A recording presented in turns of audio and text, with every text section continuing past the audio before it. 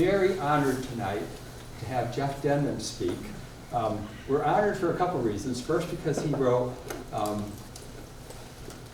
his book, John Quincy Adam's Reluctant Abolitionist, and which covers the part of John Quincy Adams that other books have not covered. And Jeff is a former U.S. history and geography teacher in the Brookline school system. But he's also an historian. He's written another book, Green and the Cornwallis and Carolinas. He's also written many articles, several articles in historical journals. Now, we're particularly honored to have him speak tonight because he's also one of our own. He works in the library. So it's a pleasure. So please join me in welcoming Jeff and his talk on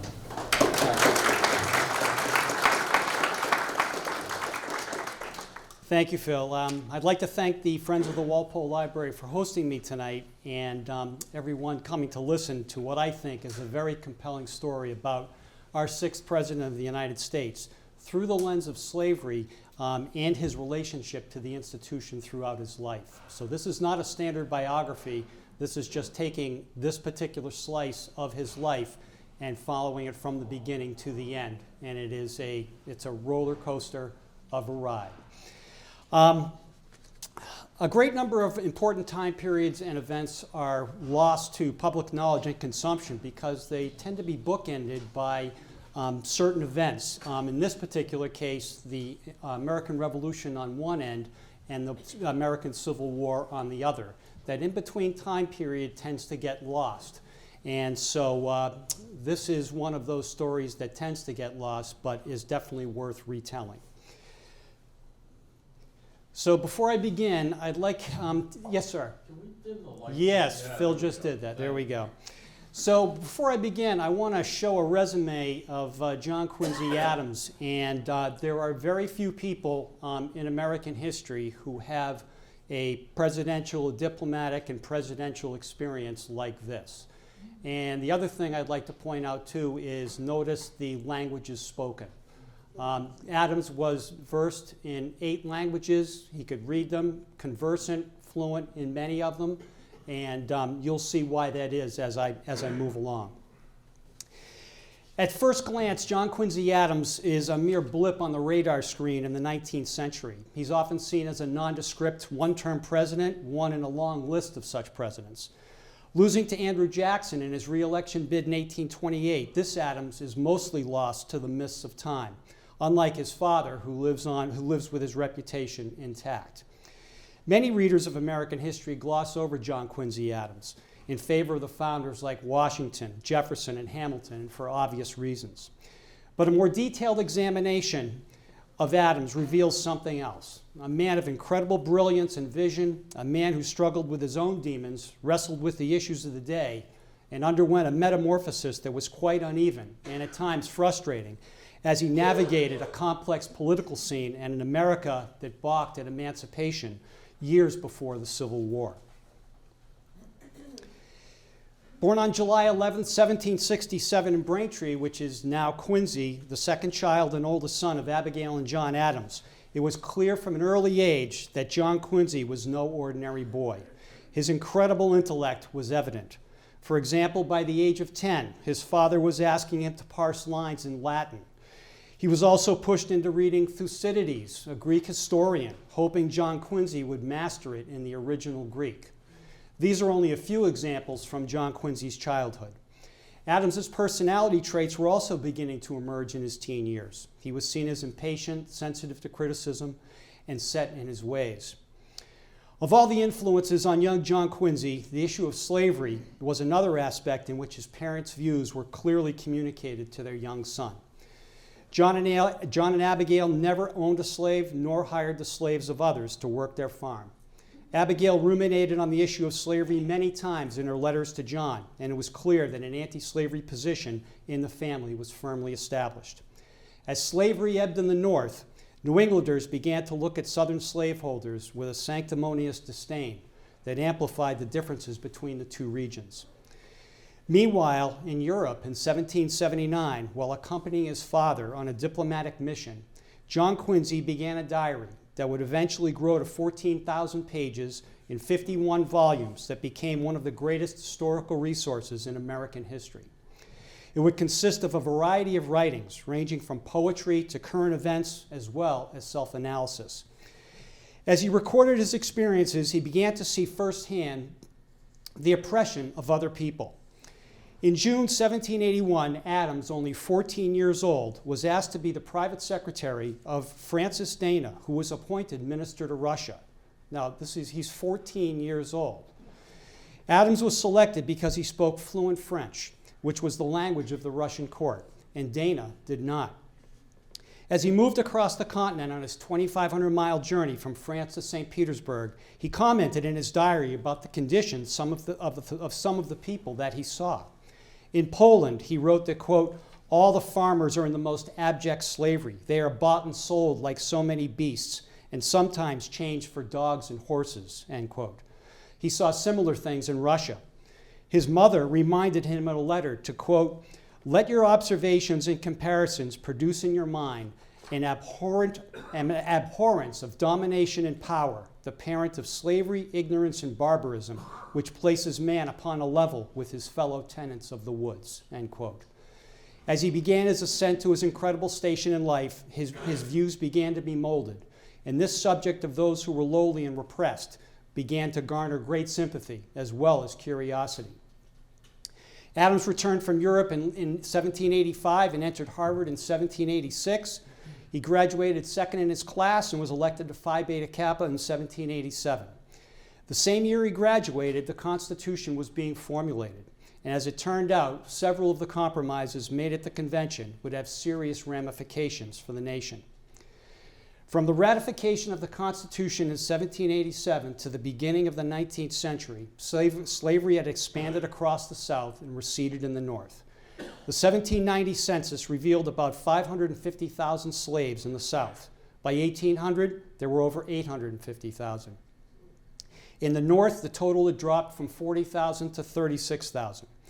Concessions to slaveholders were made in order to gain final support for the document, and the 3/5 compromise was the most notorious, counting slaves as 3/5 of a person for the purposes of representation.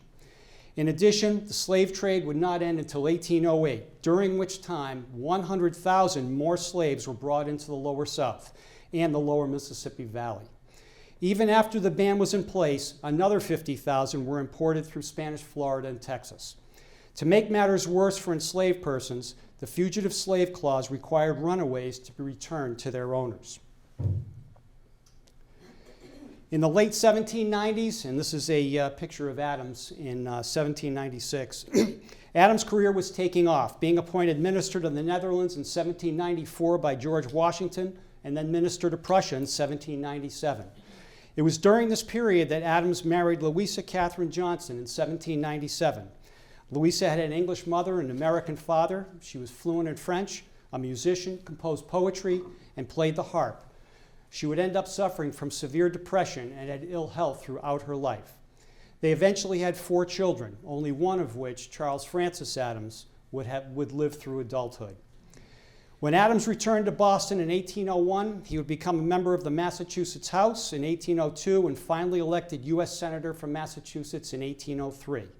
He also served as the Boylston Professor of Rhetoric and Oratory at Harvard. His career was on the ascent, but he would be tested on a variety of political fronts, and slavery would rear its ugly head once again. James Madison appointed Adams minister to the Russian Empire in 1809, and he served in that position until 1814, when he was called upon to help negotiate the treaty to end the War of 1812.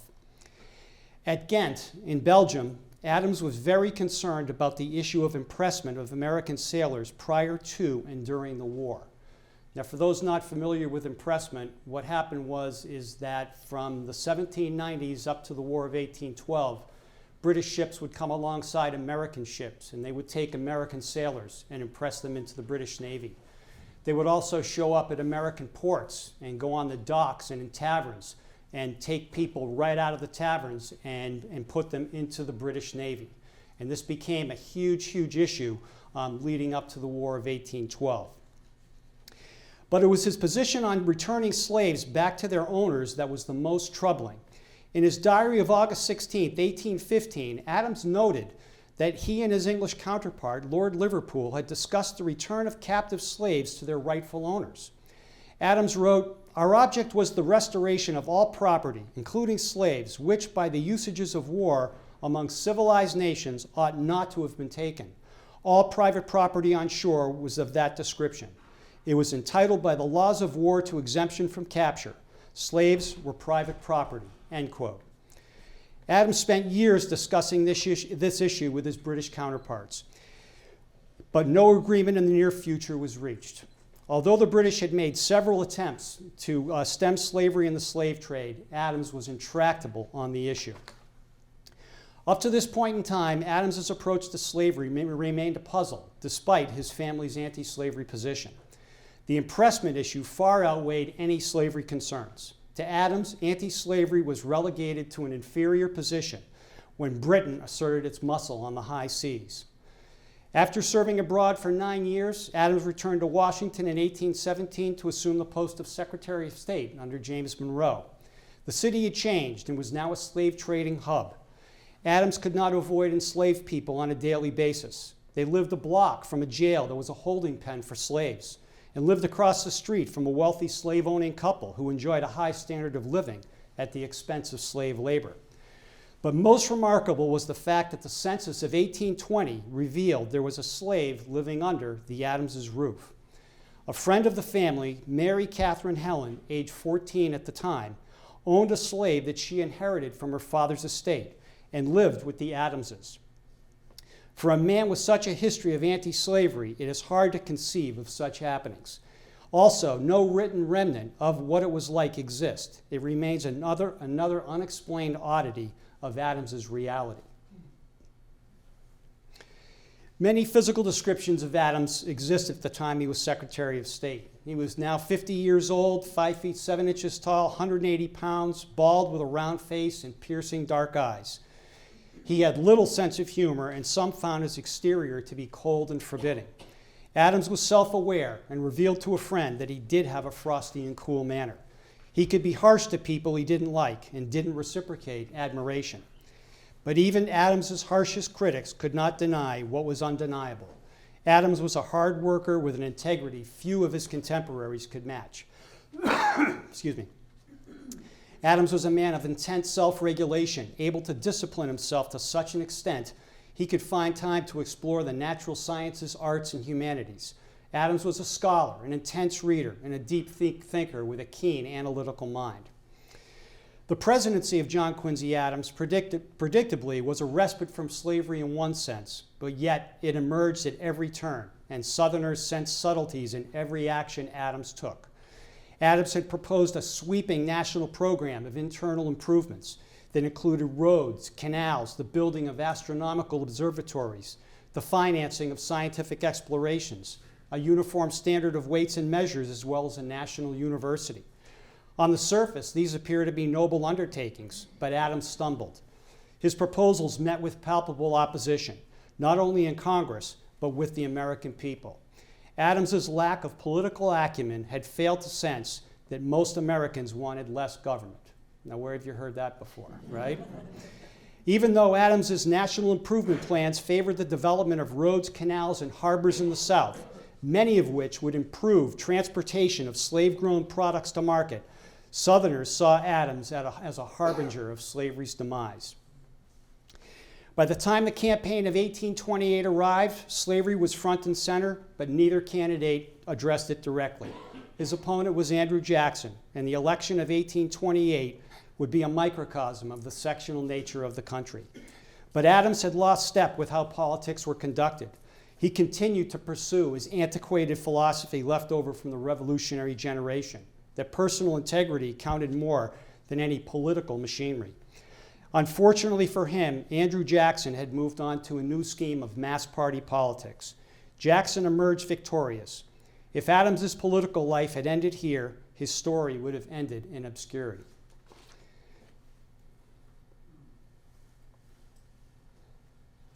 Clearly, Adams would not retire peacefully to his Massachusetts farm. This is a view of Peacefield that was taken in around 1860. He had political scores to settle, but he had also pressing family business. His finances were in disarray, and combined with the political loss of 1828, made Adams a difficult person to live with. His temperament affected his relationship with his wife and children. And to make matters worse, his eldest son, George Washington Adams, committed suicide within a year of his 1828 defeat. Adams was not only tough on the people around him, he was also tough on himself. His world had collapsed around him, making his election loss look like a minor affair. Retirement to the family farm seemed akin to a death sentence for the former president. Thus, Adams decided to run for a seat in the House of Representatives. A seat from the Plymouth district was available, and Adams ran for it and won. Adams' foray into his new congressional career in the 1830s coincided with a tumultuous time in antebellum America. In the summer of 1831, a Virginia slave named Nat Turner had led several dozen slaves and free blacks on a murderous rampage that resulted in the deaths of 60 men, women, and children. William Lloyd Garrison, the Boston abolitionist, had begun publication of his newspaper, The Liberator. Southerners, acutely aware of crusades against the institution of slavery, were filled with great agitation and anxiety when Garrison's publication followed so quickly Turner's rebellion. But the abolition of slavery began to loom as the prevailing social reform, as Northerners continued to craft a society in which the ideals of the Declaration of Independence were lived out to the fullest extent possible.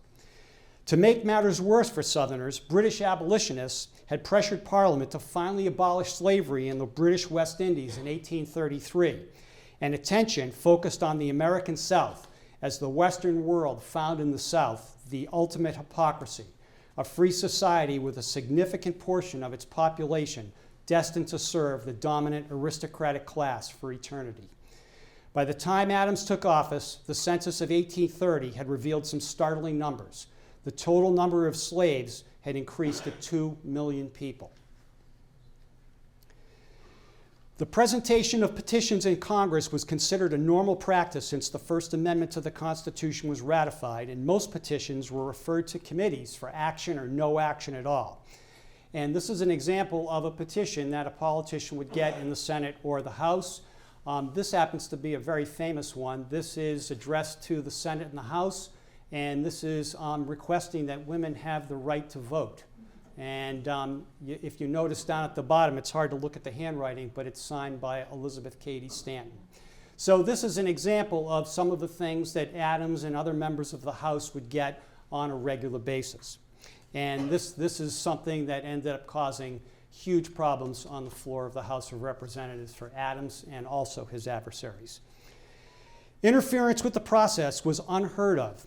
And even when the petition issue raised some degree of controversy between its members, but it was on the first day of Congress that Adams shocked his colleagues by presenting 15 petitions signed by inhabitants of Pennsylvania praying for the abolition of slavery and the slave trade in the District of Columbia, and moved that the first of them should be read. The petitions asked that the slave trade in the District of Columbia might become a topic of legislation in Congress. Adams quickly dispensed with that notion and did not support the contents of the petition. Adams had opened a figurative door with his 5 minutes on the floor of the House. For the first time in many years, the specter of abolitionism entered the House, and although ignored for many years, it would never again be relegated to obscurity. His lack of a firm position on slavery created doubt on both sides of the issue. Southerners thought he sided with the abolitionists, while abolitionists were skeptical. For Adams, the time was approaching when the collision of worlds would require him to take a stand. For decades, slavery had been debated and compromised. In a letter to his son Charles in December 1835, Adams acknowledged he was in a fateful position. "The voice of freedom has not yet been heard," Adams wrote, "and I am earnestly urged to speak in her name. She will be trampled underfoot if I do not, and I shall be trampled underfoot if I do." Adams ended his rhetorical query, "What can I do?" Curiously, while Adams did not seek out abolitionists, they sought him out. By the end of the year, Adams had met or corresponded with some of the key abolition-minded people of the time. It was an interesting juxtaposition. But his oratorical skills on the floor of the House, as well as his belief in the constitutional right of petition, made Adams the obvious conduit through which many abolitionists believed they could succeed. It would just be a matter of time, and many abolitionists thought, before Adams could be wooed across that seemingly large philosophical crevasse. But Southerners were digging in. They believed the abolitionists needed to be stopped before any possible slave insurrections could tear apart the fabric of Southern society. On January 4th, 1836, Adams presented the petitions of 103 inhabitants of Millbury, Massachusetts, praying for the abolition of slavery and the slave trade in the District of Columbia. Adams was instantly interrupted by his neighbor, John Patton of Virginia, who inquired whether the petition had been received, meaning it was actually in the clerk's hands. To which the speaker answered it had not. Thomas Glasscock of Georgia then moved that the petition not be received, and 2 days later, on January 6th, Glasscock presented a resolution in which, quote, any attempt to agitate the questions of slavery in this House is calculated to disturb the compromises of the Constitution, to endanger the Union, and if persisted in, to destroy by a servile war the peace and prosperity of this country, end quote. It was becoming clear to Adams and to others it was no longer feasible to dispose of petitions to committee as before, as Southerners began to react to petitions on slavery in the district with hostility. Suppressions of petitions would be the next step, and the constitutionality of such a step was clearly at issue.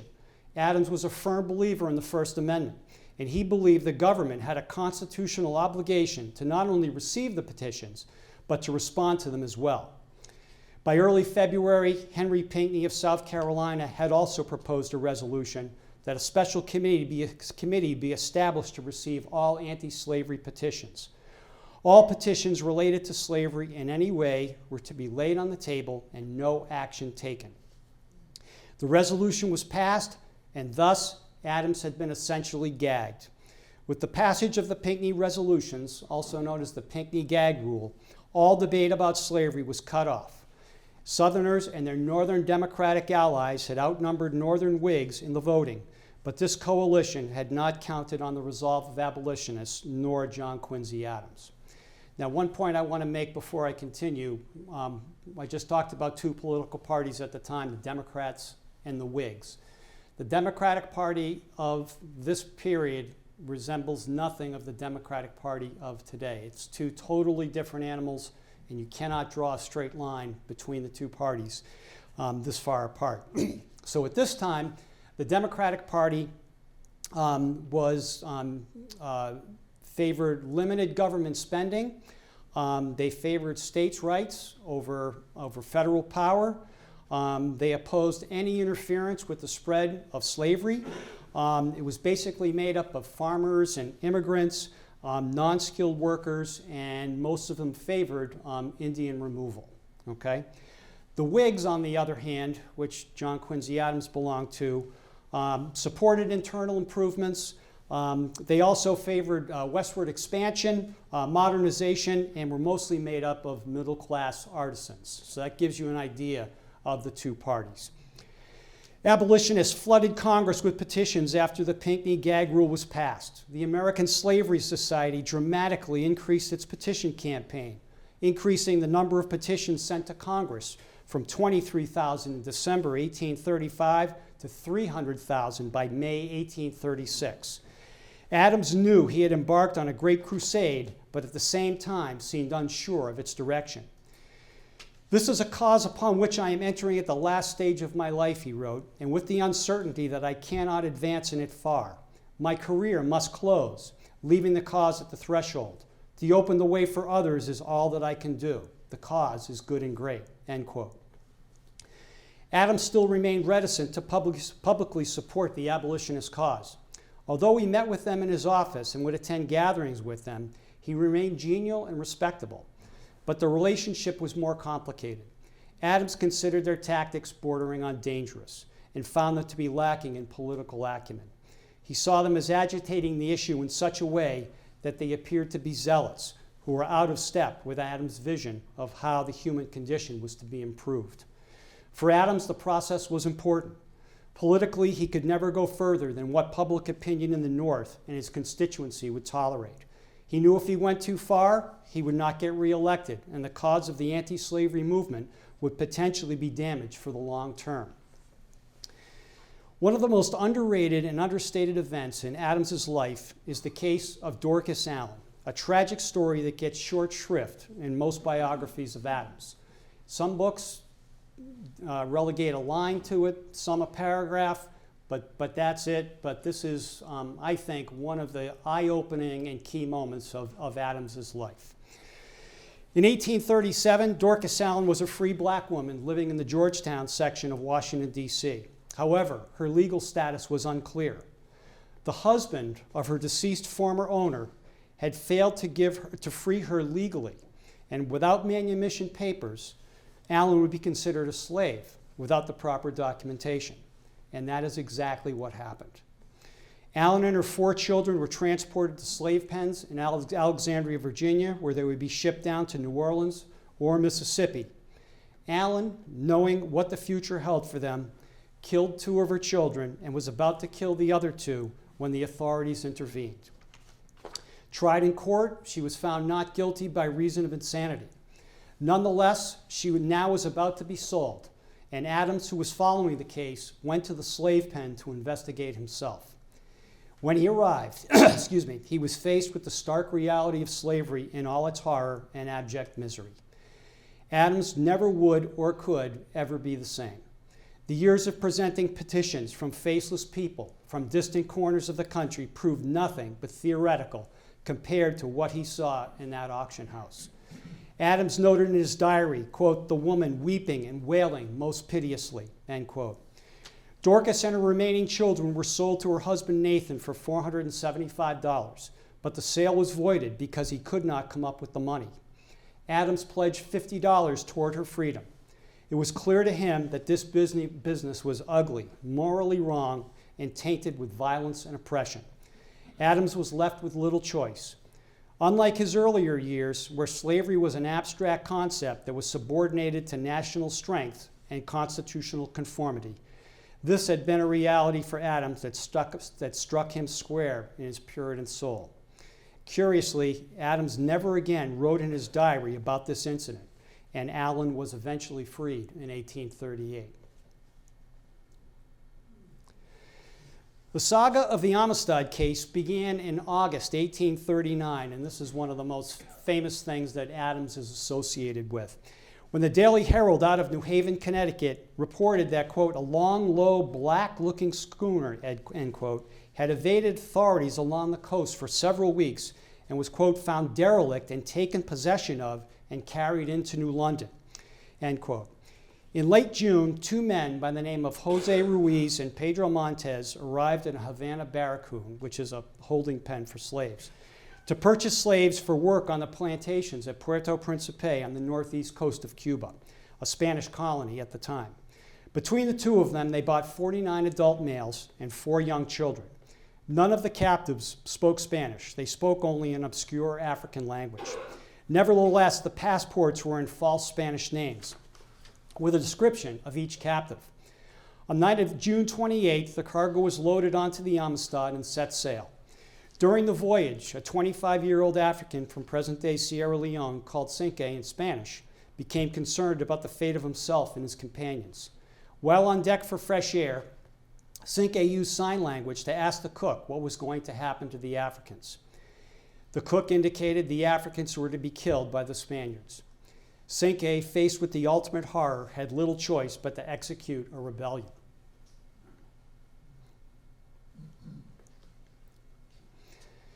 Thus, on the 4th day, it began. The captain and the cook were killed along with 2 crewmen, and Cinque, along with 2 other Africans, took control of the ship. With food and water supplies dwindling, Cinque anchored the Amistad off Montauk Point on the eastern end of Long Island after a long and winding trip northward. Here, where wandering on the shore, the Africans, the schooner, and its cargo were seized and then taken into New London, Connecticut. Cinque and the others were charged with murder and piracy and were sent to jail in New Haven.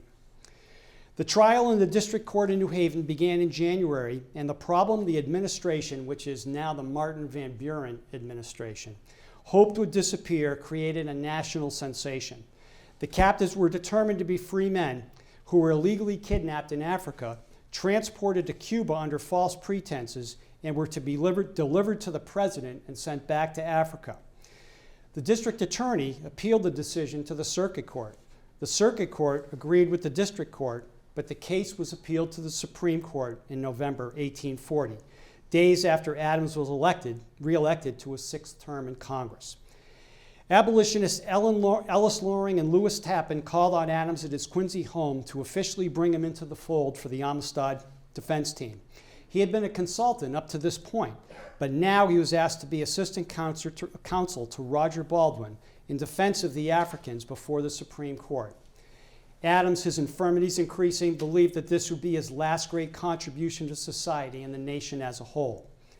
On the first day of the trial, Attorney General Gilpin for the government contended that, quote, the Amistad was a regularly documented Spanish schooner employed in the coasting trade between the different ports of Cuba, that the passports of the passengers were regularly signed by the Governor General of Cuba, and proved beyond all controversy that the blacks were the property of Ruiz and Montez, end quote.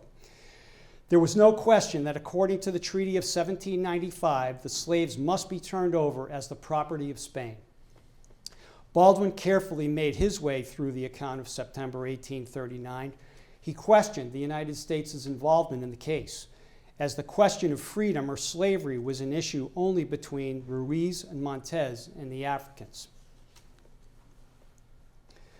On February 24th, 1841, it was Adams's turn.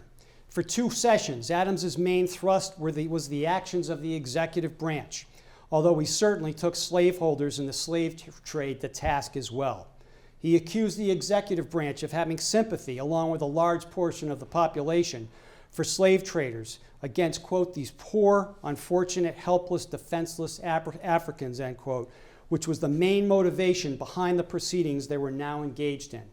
Dramatically pointing to a copy of the Declaration of Independence hanging on one of the pillars in the court, he fell back on this key document, as he had done time and time again.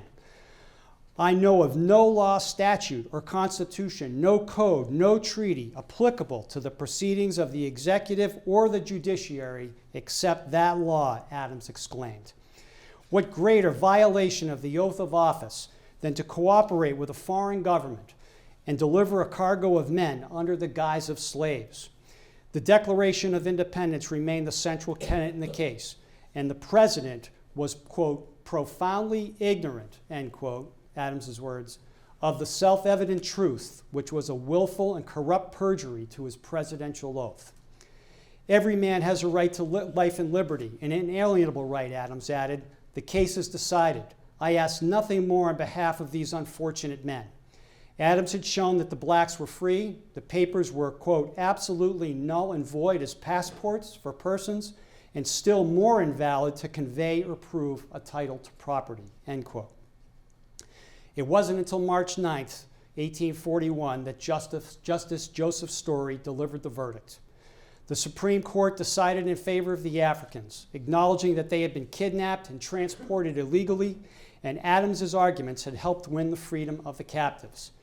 The freed Africans were transported to Farmington, Connecticut, where abolitionists provided housing, education, and the necessary fundraising for the passage across the Atlantic. Eventually, Tappan and other abolitionists raised enough money to outfit a ship to take them back. And at the end of the year, the 35 remaining survivors, as well as 5 missionaries, returned to Sierra Leone. Most reunited with their families and disappeared into history. After 18 months of trials, the Amistad affair was finally over. But interestingly, Adams's appeal had exposed a crevasse between the words of the Declaration of Independence and those of the Constitution. At the beginning of the congressional session in 1841, Adams once again attacked the gag rule, which again passed, but this time by only 4 votes, with 30 Northerners voting for it. As these margins began to wear away, Southerners were beginning to realize the old man was breaking down the pro-slavery coalition in Congress. It was just a matter of time, and the animosity toward Adams was growing. On January 25, 1842, Adams once again ruffled the feathers of the Southern contingent. He presented a petition from Benjamin Emerson and 45 others from Haverhill, Massachusetts, to, quote, peaceably dissolve the Union, end quote. Now, Adams is no intention of supporting anything that's going to dissolve the Union, but he's playing this for all it's worth, and you'll see how this comes out. Because of a lack of reciprocal benefits, as the resources of one section of the Union is annually drained to sustain the views of another without any adequate return. Slavery was not directly mentioned. Adams coolly suggested that petition be referred to a select committee to determine why the prayer ought not to be granted. The House exploded. Henry Wise of Virginia asked the Speaker whether it was in order to censure Adams. A move was made to adjourn, but Adams would have none of it. He wanted the issue settled now. Thomas Gilmer of Virginia rose and submitted a resolution of censure. Adams said that he hoped the resolution would be received and debated, and he should have the opportunity to address the House in his own defense. The next day, the issue was continued. Thomas Marshall of Kentucky had written his own resolution. But for Marshall, in the last few days, quote, scenes had been enacted which had presented the American Congress to the world in a light equally discreditable to the country and themselves. He could not believe there were men wild enough and mad enough to make a proposition that the government of the United States should terminate its own existence and then submit it to the members of the House, inviting them to commit perjury and moral treason. After Marshall finished, it was Adams's turn. The stage was set for the confrontation. The spacious galleries were filled to their utmost capacity, and all approaches to the hall were crowded with anxious men and women, endeavoring to get where they could hear the proceedings, wrote Joshua Giddings of Ohio, who also happened to be an abolitionist colleague of Adams in the House. Adams began his week-long defense. There were no holds barred on this issue. There was too much at stake. Failure to censure Adams and to keep the gag rule in place certainly would be viewed as a setback for Southerners. Thus, much hinged on this moment. Giddings wrote that Adams was impassioned and his invective unrivaled. But his description of Adams's attack on Marshall is worth the entirety of the following passage. So this passage is a diary entry written by Joshua Giddings, and in it he describes the final debate on the floor of the House regarding Adams' censure. And when you push Adams against the wall and you've got him in a corner, this is what can happen to you. When Mr. Adams came to Marshall and his charge of high treason in presenting a petition, he suggested the propriety of returning to Kentucky to commence the study of law. He made an allusion to his habits of immorality and expressed an earnest desire that he might reform. By the way, Adams knew the dirt on everybody, and he was not afraid when he was pushed into the corner to let the person know that their habits of immorality were not up to snuff. He then proceeded to the work of torture. As he continued his remarks, he became more and more aroused, and drawing one arrow after another from his well-stored quiver, he sent them with unerring aim into the flesh of his victim, with no other apparent object than to see him writhe under the affliction. His eloquence became more glowing and his invective more impassioned, until his assailant was utterly demolished, and then he resumed his seat. A painful silence ensued. Marshall was standing some 30 feet from Mr. Adams, but no effort could disguise the evidences of his humiliation. He declared afterwards that he would have rather suffered death than the torment to which he had been subjected. It was chastisement as terrible as it was deserved, and it was not possible that he could ever forget it. On February 7th, Adams was sensing the House had enough of these proceedings. The country had enough as well, and cracks were appearing in the Southerners' armor. Adams' support in the North was growing, both in the press and the public, and petitions against the attempt to censure Adams flooded the House. The coalition between Southerners and their Northern allies was eroding.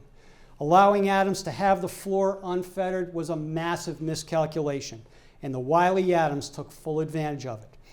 He now announced that it would take another week to conclude.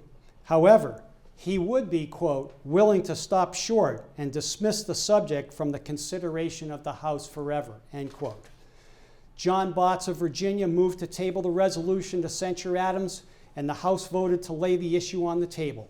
It was another victory for Adams. It was clear that Adams had been moving slowly along the anti-slavery continuum. His relations with many abolitionist acquaintances surely influenced him along the way, but in any case, Adams, who once just fought for the constitutional right of petition, was now fighting for the extinction of slavery. Although he had never allied himself with abolitionists publicly, privately, it was another story. In his private notes for a speech on the annexation of Texas, he declared himself an abolitionist. Quote, "If the most ardent desire and a most vivid hope of the total extinction of slavery on earth constitutes an abolitionist, I am one, to the extent of readiness to lay down my life in the cause." End quote. On December 2nd, 1844, the first day of the new session, Adams made it known that the next day he would move to rescind the gag rule. On the 3rd, he introduced his resolution. Jacob Thompson of Mississippi moved to lay that resolution on the table, but the motion to lay it on the table was rejected. The resolution to rescind the gag rule was finally passed, 108 to 80. Adams had done it. The gag rule was no longer. The 77-year-old Adams, the madman from Massachusetts, as he was known from down south. Up here he was old man eloquent.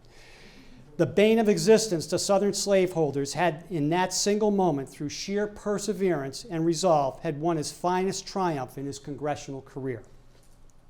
His triumphs were short-lived, for in 1845, Texas was annexed to the United States, and war was on the horizon with Mexico. For Adams, though, he was bumping up against the ravages of time. He suffered a stroke in November 1846 and did not return to Congress until February 1847. Adams's physical maladies had limited his level of productivity. On February 21st, 1848, Adams delivered his last words on the floor of the House. Suddenly, a cry was heard near Adams's desk. "Mr. Adams is dying." Adams started to fall to his left, but was caught by another member sitting next to him. It was remembered that, quote, "a great sensation was created in the House, members from all quarters rushing from their seats and gathering around the fallen statesman," end quote. A sofa was brought in, and Adams was placed on it and carried to the chambers of the House Speaker, Robert Winthrop of Massachusetts. While there, Adams spoke briefly. "This is the end of earth," he said, and then added, "I am composed." Louisa rushed to the scene, but could do nothing for her husband. But Adams continued to grow weaker and weaker until on Wednesday evening, February 23rd, 1848, he expired without a struggle. It is noteworthy to remember that when Adams collapsed in the House, in the back row of the chamber, sat a tall, bony man, 6 feet 4 inches tall, homely, and whose careless habits of dress detracted from his appearance. His name was Abraham Lincoln. Thus, the torch had been passed. And with that, I shall conclude. Thank you very much.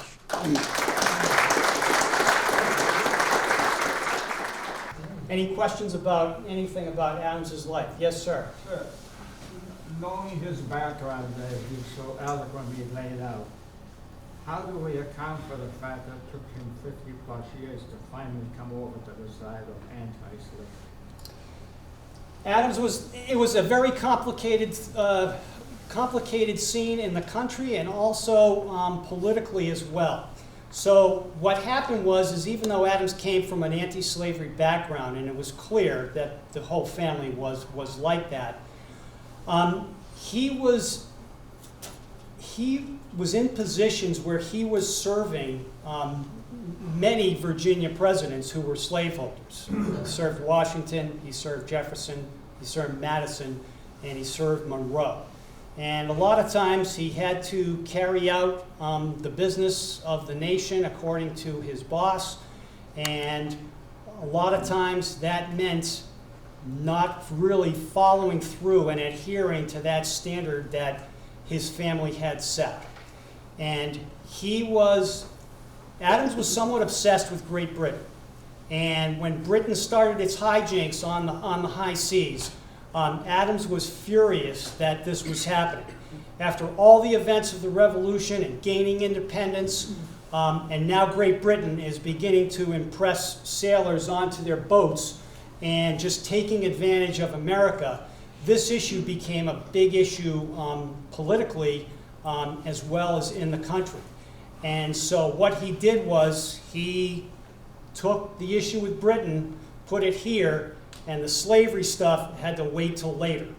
And it really wasn't until he was a congressman that things began to turn around. When he was president, which nobody remembers anything about Adams as a president, it's basically, nobody really hears much about it. And it was a disaster. He was chastised by Southerners at every turn. Everything he did, Southerners saw him as trying to extinguish slavery. Even when he never mentioned the word, they still thought that. When he wanted to do all his improvements, roads, canals, harbors, and all that, this all would have benefited the slaveholders in the South. But what they're looking at is any type of improvements and modernization is going to turn slavery into an antiquated institution, and it's going to gradually just disappear. So they saw all these modernization things as just, this is not the direction we want to go. We want to stick with our agricultural economy. We're not interested in improvements. We can take our stuff, float it down the Ohio, down the Mississippi, out in New Orleans, and we can send our cotton anywhere we want. So there were a lot of things going on at the time. But see, when he got into Congress, now he doesn't have all these political worries that he had as president. He's got his constituency, but he's got a little bit more political freedom. And he has a pretty good sense of where people are at the time. And as time goes by, and as you know, as it leads up to the Civil War, it becomes even more contentious. And Adams is the one who begins to open the door for some of the later people, like Charles Sumner and all those people. So it's a complicated story. How would you rate him as a politician? I mean, you describe him as being fairly confrontational, very confrontational sometimes.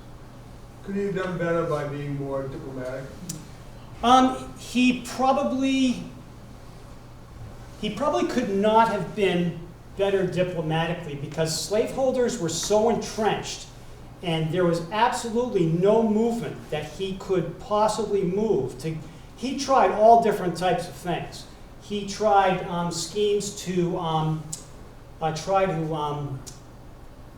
he actually did a constitutional amendment. He proposed on the floor of the House to abolish slavery. He did that knowing full well that it would be knocked down, and it was. He tried to get rid of it that way. He tried to come up with a scheme to figure out a way to compensate slaveholders so slaves would be free, and it would come to an end because he knew back in the 1830s that this was going to divide the country eventually. And I didn't mention it in my remarks because he's got so much stuff. There's so much stuff going on, I can't include everything. But he knows that unless this situation is rectified, there is no question that civil war is going to be on the doorstep. And so he spends most of his 17 years in Congress fighting every single move that the slaveholders took. And a great example of that is, I alluded to it in my remarks, but the annexation of Texas, that is a big, big deal. Because what happened is that Texas became its own republic in 1836. But Adams begins to get wind that the United States government wants to annex it. They want to bring it into the United States. Adams has all his eyes and ears out there, and he gets this report from one of his abolitionist friends. And he hears that, the government is conducting negotiations behind the scenes, and that really Texas is so big that slavery is going to expand westward into Texas. Texas is so big, it can be divided into 5 or 7 new slave states. That's going to be disastrous for the anti-slavery cause. So Adams spends, from 1836 to 1844, trying to stop this annexation of Texas. He makes such a stink. I think it's Jackson. I don't remember if Jackson or Van Buren. He sends the Texas delegation who are in Washington to try to work out deals. He sends them back home because he can't do anything politically because Adams has made such a stink about it. It's really quite something. So Adams was really kind of pressed to the wall. I mean, he didn't really, negotiation with slaveholders, not going to really work out well. It was going to come down to something big in order to end this thing. So, Sounds familiar. yes, exactly. Very, very familiar. You know, it's funny how history repeats itself, but people don't really think about that until it's a little bit too late.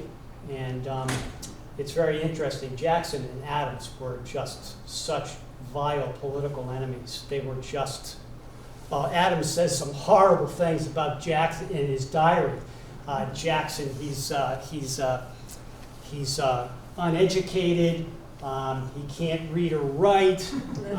He accuses Jackson of being a bigamist, which is partly true because Jackson's divorce from his first wife wasn't like officially set when he married his second wife. So there was this time period where it was rather shaky, and of course Adams jumped all over it. And you know, Jackson was in favor of Indian removal and taking all those tribes and moving them out to Oklahoma. And Adams just found his actions to be absolutely deplorable.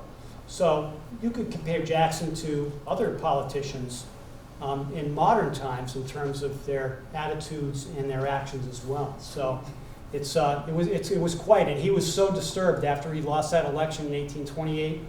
He was so upset that he had lost to this guy. Here's Adams, the scholar, this guy of incredible vision and intellect, losing to this guy. He just felt that it was just so wrong. But that's the way it goes sometimes. So, Steve. Hey Jeff, how you doing?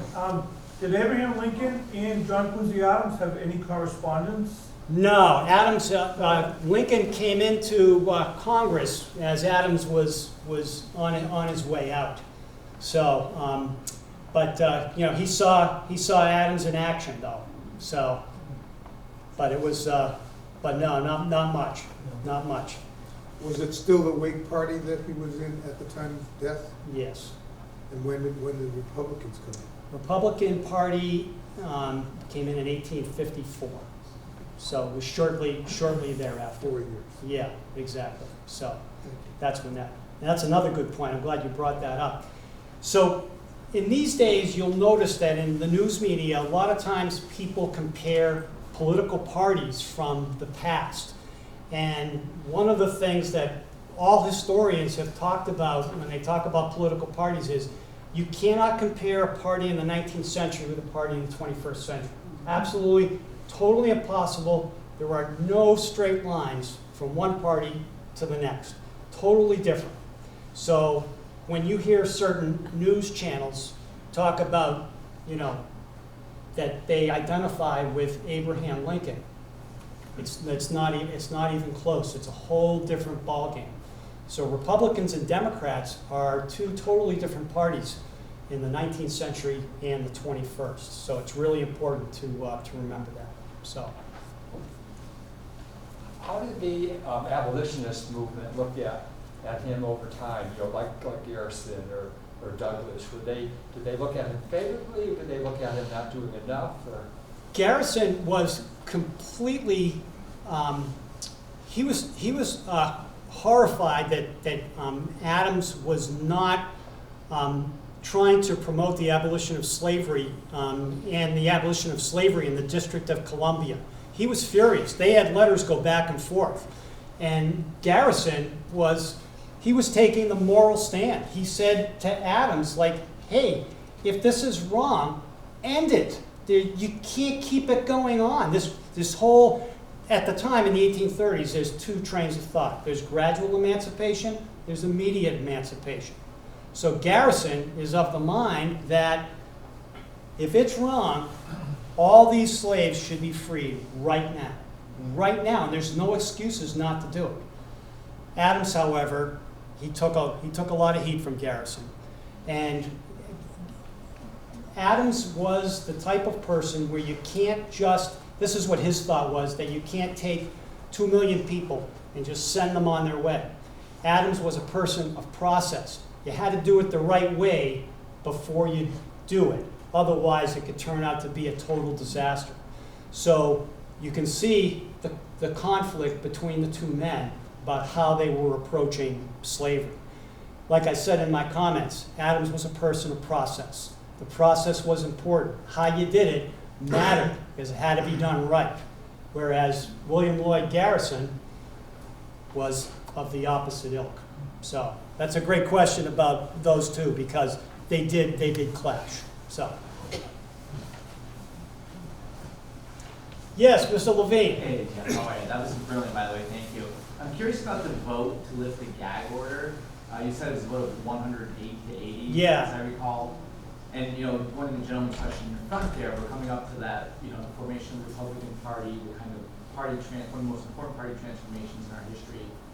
Did Northern Democrats vote with the Whigs? Or did some of the Northern Democrats vote with the Whigs to lift that? Can we look at that? Yes, some of them did, and the alliance between the Democrats and their Northern Whig allies began to erode over time, and in the 1840s, it becomes apparent, and Adams has got his finger on the pulse of this, and he is sensing with all the things that have gone on in the House of Representatives and in society as a whole, that this is becoming the primary social reform of the day.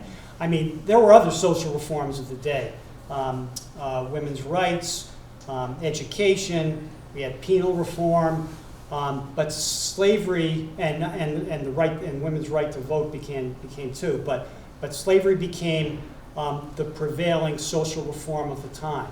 And as these things began to unravel, Adams began to, and by the way, just so you know, that gag rule was in effect for 8 years, and they voted it on the first day of every Congress. They voted for it on the first day, to shut him up. And so every Congress, all the way through, that's what they did on the first day. But over time, Adams is able to begin to erode. People are beginning to see with all the arguments. See, one of the things, that's why you got to read my book. That's really key. So what happens is over time is Adams is making many, many speeches on the floor of the House, and he's bringing up a lot of these things. Now, by the way, when he's making these speeches on the floor of the House, he's really circumventing the gag rule. He starts talking about one thing, and then he starts working in slavery into the conversation.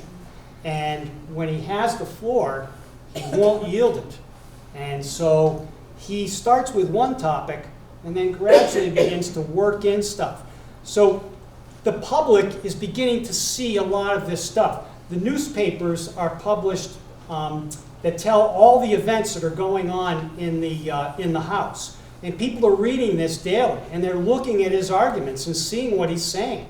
And it's beginning to make sense. And so he is beginning to gain public support as this goes. And then Lincoln takes it up later on down the road. So there's a lot going on, and Adams's speeches have big sway. And they're in my book, and a lot of them are quoted. A lot of my material comes from his speeches, but also from his diary. You just mentioned his diaries, so I assume that you've been looking through the Mass Historical Society You collection. can get his diaries in online. You can see all the handwritten diaries that go all the way through So from the the whole Mass thing? Historical. Yep, you can read everything. Mhm. And then there's a printed version Right. that Charles Francis Adams was the editor, and he edited all of those papers. Mhm. So you can see all of that stuff, and you can see him thinking these things in his head, and he's thinking about these thoughts about what he's going to say and what he's going to do, and then he goes out and he does it. So They're really fascinating to look at. He muses about all kinds of things. Plays, his own self-doubts. He talks about religion. There's all different topics that he talks about in here. It's quite revealing. It really is quite. He's a complicated guy. He really is. So, thank you very much. Thank you, Jeff, for sharing this very important part of our history of slavery that actually is very important, very, very germane for today. Now, Jeff has his book, and he will be signing it and selling it up at the front, so please stop by. And if you have more questions, he's in the library, so you can stop by and ask him. So that's a good thing.